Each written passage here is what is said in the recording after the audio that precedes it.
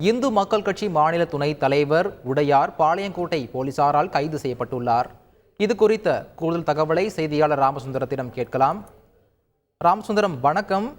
என்ன காரணத்திற்காக அவர் கைது செய்யப்பட்டிருக்கிறார்? மேலும் அவர் கைதானதை தொடர்ந்து அங்கு சூழல் எவ்வாறு இருக்கிறது? முழு விவரங்கள். நெல்லை நாடாளுமன்ற தொகுதியுடைய வேட்பாளர் நயனார் நாகேந்திரன் தோல்வி குறித்து இந்து மக்கள் கட்சியுடைய மாநில துணைத் தலைவரும் நெல்லை மாவட்ட பாஜகவுடைய தெற்கு மாவட்ட தலைவரும் பேசிய ஆடியோ சமூக வலைதளங்கள்ல பரவியது. இந்த ஆடியோல கலவரத்தை தூண்டினால்தான் பாஜக வெற்றி பெற முடியும் என்ற அந்த வார்த்தை இடம்பெற்றதை தொடர்ந்து இடம்பெற்றிருந்தது. இந்த சமூக வலைதளங்கள்ல பரவிய ஆடியோ வைரலாக பல்வேறு ஊடகங்களையும் வெளியானது. இந்த நிலையில பாளையங்கோட்டை காவல்துறையுடைய உதவி ஆய்வாளர் அளித்த புகாரின் அடிப்படையில் இந்து மக்கள் கட்சியுடைய துணைத் தலைவர் உடையார் மீது 4 பிரிவின் கீழ் வழக்கு பதிவு செய்யப்பட்டது. அவதூறு பரப்புதல், மத பிரச்சனையை தூண்டுதல் உள்ளிட்ட 4 பிரிவுகள் வழக்கு பதிவு செய்யப்பட்டு தற்போது அவர் கைது செய்யப்பட்டு பாளையங்கோட்டை காவல் நிலையத்தில் வைக்கப்பட்டிருக்கிறார். தொடர்ந்து அவரிடம் விசாரணையானது நடைபெற்று வருகிறது.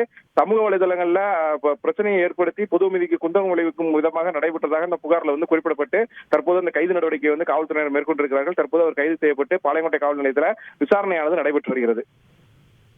முழு விவரங்களை வழங்கியதற்கு நன்றி ராமசுந்தரம். செய்திகளை உடனுக்குடன் தெரிந்து கொள்ள உடனே சப்ஸ்கிரைப் பண்ணுங்க.